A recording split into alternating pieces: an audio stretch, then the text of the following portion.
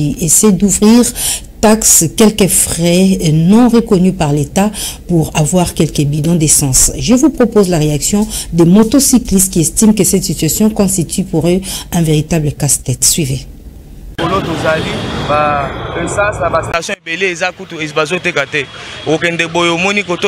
Après un moment donné, bazali kokata ote carburant zate biloko bongo parce que yango ndezo mema que ata biso na musala tozo sala et comme variation ya biloko ezo mata ezo kita. Donc carburant na minute ezo zalate. Soki na station okutake bazo tekela soit bazo batu kategori ba batu bazo tekela bango ba abonné ba biloko bongo biso ba petit peuple moyen to zo carburant ezo zalate.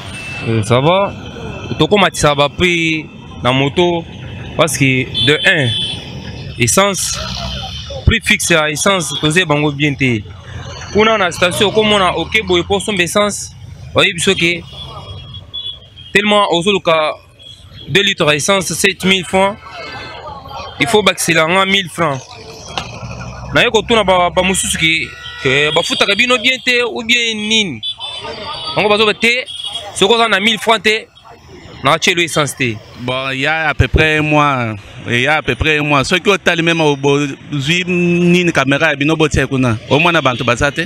Ceux qui ont basate, bah côté que les répétés. Ceux qui même na 4 mais bah côté que les répétés. Ceux qui vont bayoter la rabatamito. Bah zote que la bantamito et puis il y a bah sabotage. Bon, bango bah moi na que biso bantu a moto tozana ni na valeur na Kinshasa tezaki. Biso a to kimba fort pour na carburant. Eza o matame choix ezati to sombaka po makambo eza o beba po to sala ndeni to sombaka carburant atambo likolo a 7000 o sombati.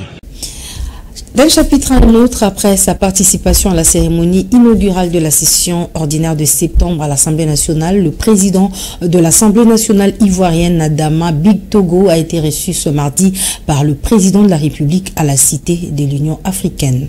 Je vous propose cet élément de votre rédaction. Alors, le champion d'Afrique, comment ça va?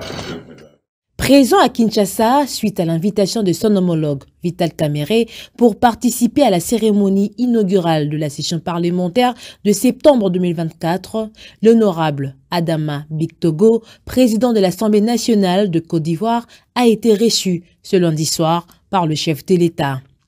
Le speaker du Parlement ivoirien était porteur d'un message de salutation fraternelle du président de la République de Côte d'Ivoire, Alassane Ouattara, à son homologue et frère congolais Félix Antoine Tshisekedi Tshilombo. Le président de la République nous a reçus et l'aisance avec laquelle il nous a reçus, nous avions l'impression de le connaître depuis 20 ans. Parce qu'il recevait ses frères de Côte d'Ivoire, mais il recevait surtout des émissaires du président Alassane Ouattara. Et pour lui, c'était très important. Donc nous sommes venus lui témoigner toute l'affection, la fraternité du président Alassane Ouattara.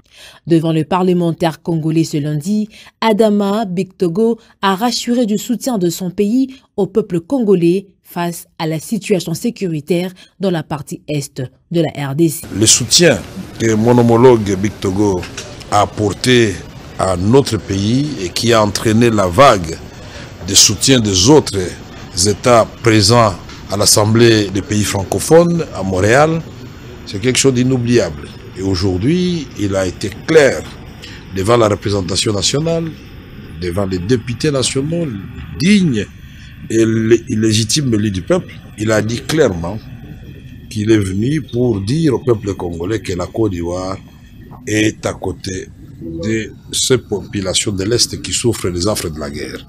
Le président de la Chambre basse du Parlement ivoirien a été désigné par tous les présidents de parlements francophones pour conduire une grande délégation dans les pays africains en situation de crise sécuritaire, notamment au Burkina Faso, au Mali, au Niger, en République démocratique du Congo et au Sud-Soudan, afin d'y apporter la contribution de la diplomatie parlementaire.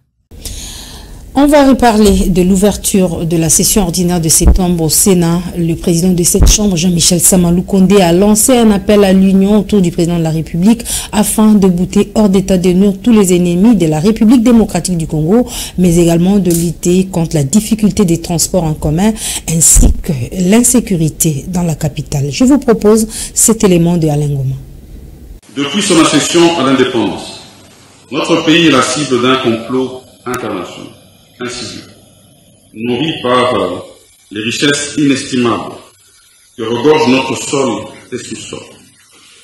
Cette bénédiction naturelle a malheureusement engendré une spirale de conflits et d'insécurité qui ressurgit à chaque étape cruciale de notre évolution politique. Nous ne pouvons ignorer ni minimiser l'implication promonte de certaines multinationales d'une part et de certains pays voisins d'autre part, qui apportent leur soutien financier, logistique ou militaire aux groupes armés. Ces actes ignorants constituent une violation flagrante de notre souveraineté et donc une menace à la paix et à la stabilité, non seulement dans la sous-région des Grands Lacs, mais également de l'Afrique tout entière. Il est donc essentiel que la communauté internationale prenne des mesures concrètes pour mettre un terme à cette ingérence extérieure. Nous exigeons des sanctions appropriées à l'encontre des responsables des crimes d'agression, des crimes de guerre, des crimes contre l'humanité et de génocide commis en République démocratique du Congo. C'est ici le lieu de féliciter son Excellence Félix Antoine Tshisekedi Tshilombo, président de la République, chef de l'État, à qui je rends un vibrant hommage pour des efforts fournis dans le renforcement des capacités de nos forces de défense et de sécurité, afin de leur permettre de contrer efficacement cette occupation injuste. C'est ici le lieu de lancer un appel à toutes les forces vives de la nation à se ranger comme un seul homme derrière le commandant suprême des forces armées de la police nationale congolaise, des forces armées et de la police nationale congolaise, aux fins de parvenir à une résolution efficace et définitive de cette crise. J'encourage et félicite l'implication des organisations régionales, notamment la SADC, et de certains États amis dans la quête d'une paix durable à l'est de notre pays.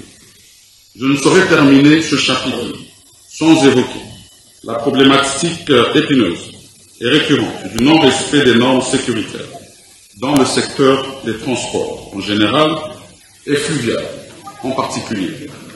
La vie de nos compatriotes étant sacrée, notre Chambre ne saurait rester indifférente face à cette situation.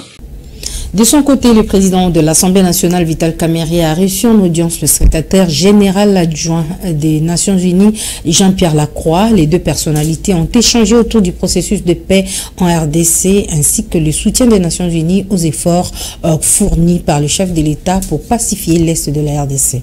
Images et commentaires. Préoccupé par les retours de la paix en République démocratique du Congo, le speaker de la Chambre basse du Parlement, le professeur Vital Kamerhe, s'est entretenu avec le secrétaire général adjoint des Nations Unies en charge du maintien de la paix en mission officielle en République démocratique du Congo. Jean-Pierre Lacroix et Vital Kamerhe ont parlé du processus de paix en RDC et du soutien des Nations Unies aux efforts que fournit le président Félix Antoine Tshisekedi Tshilombo pour pacifier la partie est du pays. Le secrétaire général adjoint des Nations Unies a également salué l'engagement de la République démocratique du Congo, notamment dans les processus de paix de Luanda et de Nairobi, aussi de la pertinence de l'engagement de tous les partenaires concernés par ces processus pour que la paix soit enfin rétablie. Il a par ailleurs rappelé au président de l'Assemblée nationale que le rôle que les Nations Unies attendent du Parlement congolais est celui de s'investir dans le renforcement de l'appareil sécuritaire congolais et de soutenir toutes les résolutions prises dans le cadre de la recherche de la paix en République démocratique du Congo. Il y a des centaines de milliers de personnes qui sont protégées par les Nations Unies, la MONUSCO, les agences humanitaires, les ONG.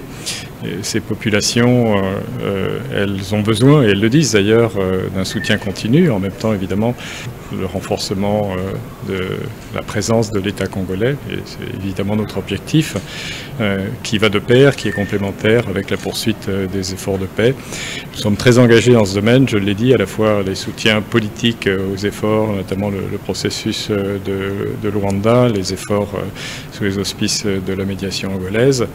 Nous lui apportons aussi un soutien opérationnel avec les moyens de la MONUSCO pour soutenir notamment la vérification du cessez-le-feu. Nous avons demandé et obtenu le Conseil de sécurité qui nous donne un mandat pour soutenir davantage avec les moyens de la MONUSCO la force de la SADC, la SAMI RDC. Donc vous voyez qu'il y a un ensemble de tâches qui concourent tous au même objectif, qui est de faire revenir la paix, une paix durable à l'est du Congo et dans l'ensemble de la région. Le président de l'Assemblée nationale, le professeur Vital Kamerhe, a passé en revue les grandes lignes charnières de l'aboutissement total du processus de paix dans la sous-région de Grand Lac. Vital Kamerhe a insisté sur la nécessité de l'inclusivité de tous les acteurs dans la résolution finale issue du processus de paix déjà enclenché. Les speakers de la Chambre basse du Parlement a par ailleurs relevé le fait que l'Assemblée nationale a, à travers les élus nationaux, sensibilisé la population sur le processus de paix en cours. D'autre part, il a rappelé qu'à travers la diplomatie parlementaire agissante, l'Assemblée nationale est déjà à pied d'œuvre en dénonçant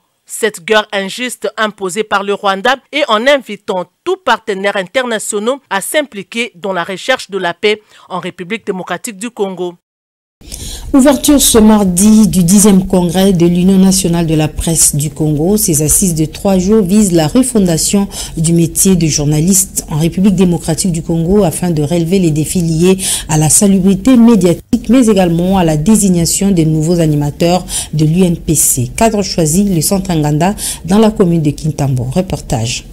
Ce 10e congrès de l'Union nationale de la presse congolaise vise à réglementer les textes légaux qui régissent le métier de journaliste en République démocratique du Congo, ainsi que doter cette institution des animateurs qui vont contribuer à l'émergence d'une presse indépendante et libre. Les journalistes venus de tous les coins de la République démocratique du Congo vont évaluer pendant 3 jours la nécessité de la mission de journalistes conformément aux textes légaux. Invité pour la circonstance, le ministre des Médias Patrick Mouyaya a éveiller la conscience des journalistes sur l'exercice correct de leur métier. Chacun d'entre vous a sa place et son rôle dans cette profession, mais aussi dans la refondation et dans l'exercice de notre métier. Nous devons faire renaître la profession dans son âme. Vous devez, à travers ces organes, notamment la commission de la carte, redonner le poids qu'il faut à cette carte professionnelle. Et à travers la commission des disciplines, être vous-même les juges de vos dérapages. En le faisant, nous pouvons dès lors faire un front commun contre des menaces qui nous guettent comme pays, notamment la désinformation, le Congo bashing et un front contre les antivaleurs. À travers vos médias, nous nous serons réappropriés notre histoire, et vous reprendrez de ces faits votre rôle d'historien du présent. Ce 10e congrès va doter l'INPC des animateurs crédibles à travers les élections qui se dérouleront pendant les travaux. Parlons à présent de la condamnation à mort de Jean-Jacques Ouondo, prévenu au procès de la tentative du coup d'État manqué du 19 mai dernier en RDC. La CNDH, à travers son président Paul Sampomokoulou, propose au Parlement un examen approfondi des jugements sur la peine de mort. Suivez le président de la CNDH RDC, joint au téléphone par la FM Télévision. Avant toute chose, il me faut rappeler, madame la journaliste, que la CNDH, de par sa nature et son rôle, est une institution abolitionniste. Une deuxième chose que je vais noter, à la suite de la peine de mort qui a été prononcée vendredi dernier, à l'issue du procès contre le coup d'État étouffé le 19 mai dernier à Kinshasa, cette peine de mort prononcée à la prison militaire d'Indolo Kinshasa se trouve encore répertorié dans l'arsenal des peines prévues par la loi congolaise tout court. Et comme le demandent déjà certaines organisations de la société civile, je suis d'avis que la solution à ce stade n'est pas de demander aux autorités de commuer cette peine de mort en celle de perpétuité. Car il s'agit pour ça d'un pouvoir régalien revenant au seul président de la République. Et cela au terme du jugement définitif qui devrait être prononcé après l'interjection d'appel. Je note aussi et par ailleurs que ils vous en souviennent, Madame la journaliste, que la CNDH avait en son temps et à l'occasion de la levée du moratoire sur la peine de mort, la CNDH, disais-je, donnant son avis et ses propositions, avait recommandé notamment d'élaguer de codes pénaux civils et militaires, d'élaguer donc de ces codes pénaux des préventions qui ne nécessitent pas, disais-je, l'application de la peine de mort. Le Parlement doit donc de légiférer sur ces préventions et par le biais d'une commission ad hoc, le Parlement devra sélectionner, au final, sélectionner donc les condamnations définitives éligibles à la grâce présidentielle. À quand l'effectivité des accords du processus de paix de Luanda sous la médiation du président angolais João Lourenço? La question continue à soulever des réactions dans l'opinion. Je vous propose cet élément de Alain Goma pour plus de précisions. Depuis plusieurs décennies, la République démocratique du Congo subit une agression dans sa partie est. Plusieurs tentatives de dialogue ont eu lieu entre la République démocratique du Congo et le Rwanda, potentiel agresseur de la République démocratique du Congo via le M23. Jusqu'à ce jour, aucune solution a été trouvée. Le dernier en date, c'est la 4e réunion ministérielle tenue le week-end dernier à Luanda entre les représentants de la République démocratique du Congo et du Rwanda sous la médiation angolaise. À Kinshasa, les Quinois pensent qu'il est temps que la République démocratique du Congo prenne à bras le corps la situation de l'agression dans sa partie est. Le Rwanda n'a rien à nous imposer sur la paix de notre pays. Puisque ici, le Congo, c'est notre pays. Le M23, ce sont des ennemis de le pays congolais. Alors, on négocie avec quelqu'un de la famille. Quand vous avez un problème familial, on peut négocier avec vos frères pour trouver la solution. Mais le M23, ils ne sont pas nos frères. Certains pensent, pour trouver la paix, il est temps que la République entre en négociation avec le M23, car ceux qui meurent chaque jour ne sont que des Congolais. Attends, même si la famille, beaucoup bunda boswani. Mais ceux qui veulent solution pesami pour la côté famille, on appelle monsieur Awaza Sima Kimia et que ça la bien. Alors pour n'engager la côté ngake, RDC a une invitation moninga, va trouver solution bien pas bande qu'on a biso pas ça qu'on a peine.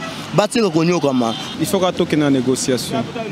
Parce que mikolonyo so bande qu'on a biso bazokufa. Le lot otanga autant. Donc millions de personnes bazokufa na est kuna. Tozo la solution te. Tozana basoda, tobundaka mais tozo la solution te. Mais pour nanga, il faut qu'on ait une négociation pour na koluka paix. Sikoyo nga pe na lina tuna boy. Négociation na M23 ou soit négociation na Rwanda. Nous en appelons donc au bon sens des dirigeants congolais de tout mettre en œuvre afin d'éradiquer toute cette tuerie qui sévit dans l'est de la République démocratique du Congo. Dans un autre registre, sachez qu'une embarcation de 150 personnes s'est heurtée sur le pont Kwango. Nous sommes dans la province qui porte le même nom. Un nouveau naufrage sur la rivière Kwango a fait de nombreux disparus. Je vous propose les détails dans cet élément de Alain Goma. Au moins 3 corps, plusieurs disparus et des rescapés ont été signalés suite à un naufrage survenu ce lundi 16 septembre sur la rivière Kwango, près du village Pont Kwango. L'embarcation partie du village de Tembo dans le territoire de Kasongo-Lunda à destination du Pont Kwango et Kinshasa s'est heurtée contre le Pont Kwango selon les bourgmestres de cette commune rurale. Ces derniers précisent que près de 150 personnes se trouvaient à bord de l'embarcation naufragée. Moins de la moitié a pu être sauvée et les rescapés sont en cours d'identification. Des images de drame montrent des survivants luttant pour nager et sauver leur vie, tandis que quelques pirogues tentaient de venir en aide aux naufragés. Il a rassuré que la baleinière s'est heurtée contre le pont, causant 3 morts. Il y a des rescapés qui ont été évacués, amenés à l'hôpital avec 2 autres personnes qui sont malades, dont 2 filles. Selon les estimations, il y avait environ 150 passagers, mais ceux qui ont survécu ne dépassent pas le 100. Les autres sont encore sous les eaux, a confirmé le bourgmestre de la commune rurale du Pont Kwango. 100 jours se sont écoulés depuis l'investiture du gouvernement souminois en République démocratique du Congo. Que pensent les Kinois au sujet du programme d'action de la première ministre? Je vous propose ces réactions croisées dans cet élément de Gloria Nkunda et Torres Tibou. Après 100 jours à la tête du gouvernement congolais de la première ministre Judith Suminwa Tuluka et tout son gouvernement, depuis sa prise de fonction le 13 juin 2024, qui dans son plan d'action avait promis 6 paliers majeurs, à savoir la sécurité de la population et leurs biens, la création de plus d'emplois, la protection du pouvoir d'achat de ménages en stabilisant les taux d'échange, l'aménagement du territoire, l'accès aux services sociaux de base, le renforcement de l'efficacité de services publics et la gestion durable de l'écosystème. Jusqu'à ce jour, toutes ces promesses traînent encore à se réaliser, comme le fait savoir certains Kinois rencontrés dans le riz de la capitale. Les 100 jours de la première ministre, jusqu'à là, on ne sent pas les effets, compte tenu aux attentes de la population. Jusqu'alors, il n'y a pas vraiment un grand mouvement qui fait au moins son truc. Et nous, en tout cas, il y a un nouveau gouvernement qui vient d'être installé. Donc jusque-là, il n'y a pas vraiment assez de désengouement, quoi. Biloko, ezali kolo, mingi dollar, ezali kolo.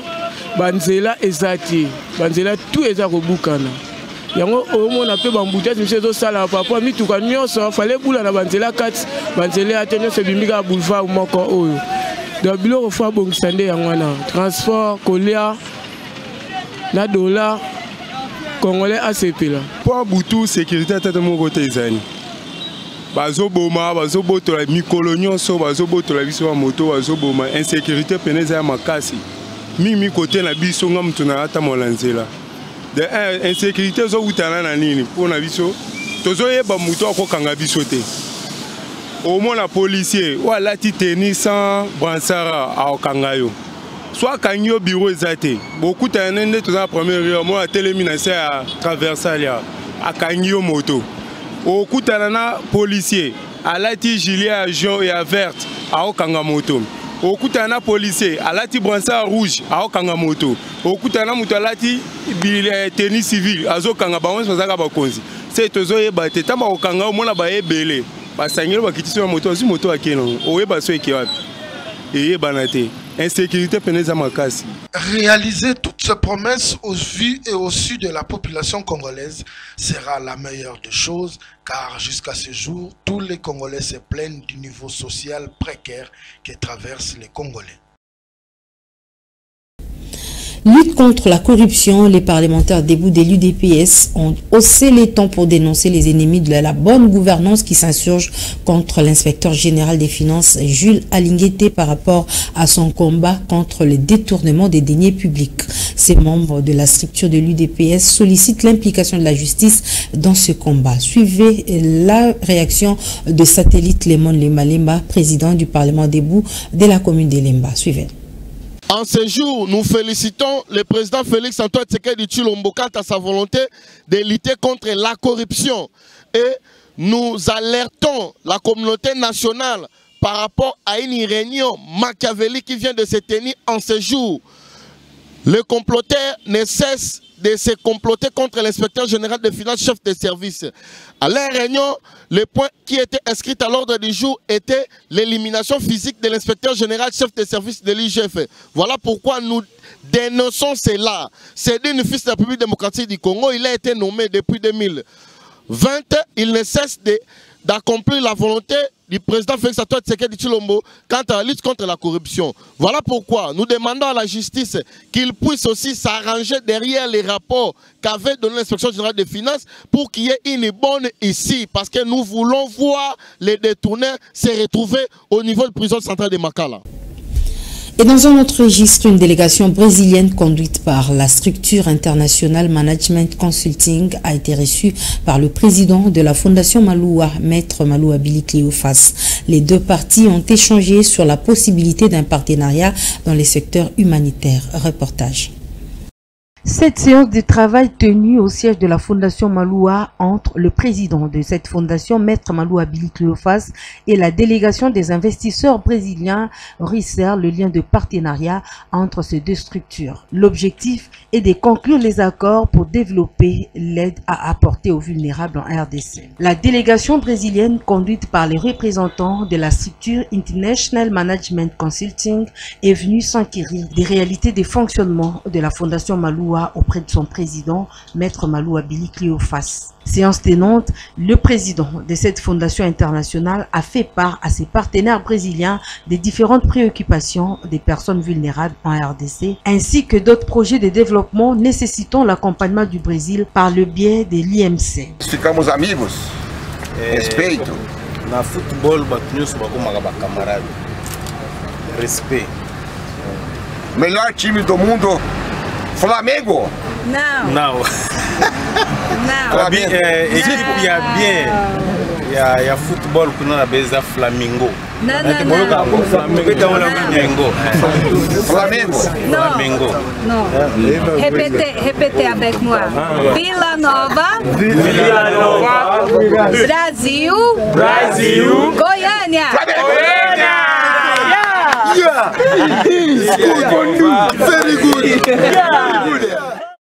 Après cet entretien, la délégation brésilienne a été conviée à visiter d'abord les installations de la Fondation Maloua et celle de la FM Télévision, puis l'entraînement de l'association sportive Renaissance Nouvelle Version au terrain de football de la 15e rue Limité.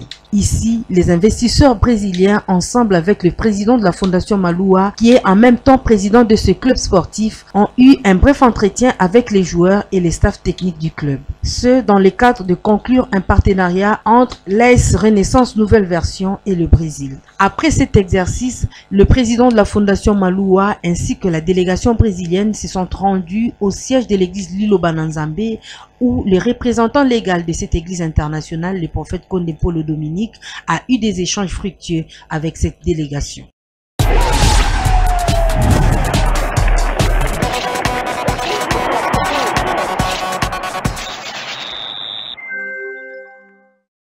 Ouvrons à présent la page du sport. Les représentants congolais aux interclubs de la CAF en Ligue des Champions, Mazembe et Maniema Union se sont imposés alors qu'Evé Club et Lupopo se sont inclinés en Coupe de la Confédération le week-end dernier. Les résumés du match avec Lionel Ngolo.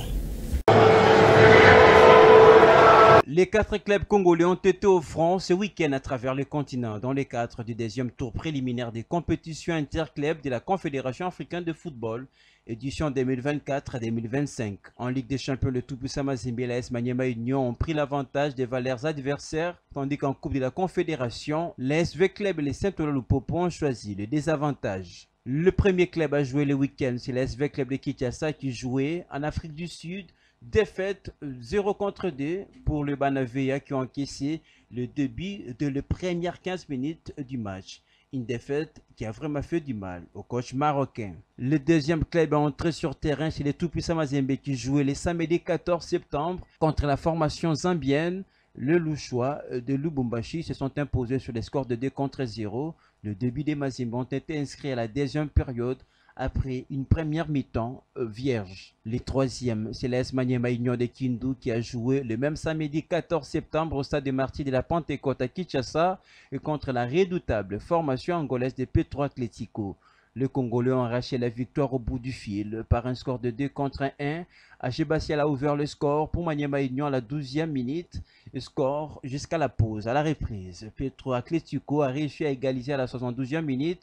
De les 15 dernières minutes, la victoire a choisi les camps congolais. Maniema Union s'impose 2-1. Enfin, le dernier, c'est le Saint-Ola Lupopo qui a joué le dimanche 15 septembre contre Bravos Domaki d'Angola. Au stade national, les cheminots se sont inclinés difficilement sur le score de 0-1, un but assassin et qui n'est arrivé que dans les temps additionnels. Le match retour dans une semaine s'annonce très décisif pour ces 4 représentants congolais qui veulent tous se hisser en phase de groupe. L'ASV Club a été battu par l'équipe sud-africaine des Stellenbosch sur les scores des 2-0 en match aller de la Coupe de la Confédération. Sachez qu'après ce match, l'entraîneur de l'ASV Club a annoncé sa démission suite à plusieurs difficultés professionnelles, notamment les problèmes liés à l'octroi des passeports à quelques joueurs. Je vous propose sa réaction dite en anglais mais traduite par Lionel Ngolo. Pour moi, en tant qu'entraîneur professionnel, c'est mon dernier match dans cette équipe. Je ne peux plus continuer à travailler dans cette équipe et dans ces conditions où il y a plusieurs difficultés professionnelles. Parce que 24 heures avant, voir 5 joueurs titulaires manquer de passes, c'est moins sérieux. Donc je mets fin à mon contrat. C'est vraiment une grande difficulté pour moi qui m'oblige d'arrêter. Mesdames et messieurs, c'est par cet élément que nous bouclons complètement cette édition du journal. Merci pour votre aimable attention. Excellente suite de programme sur la FM Télévision.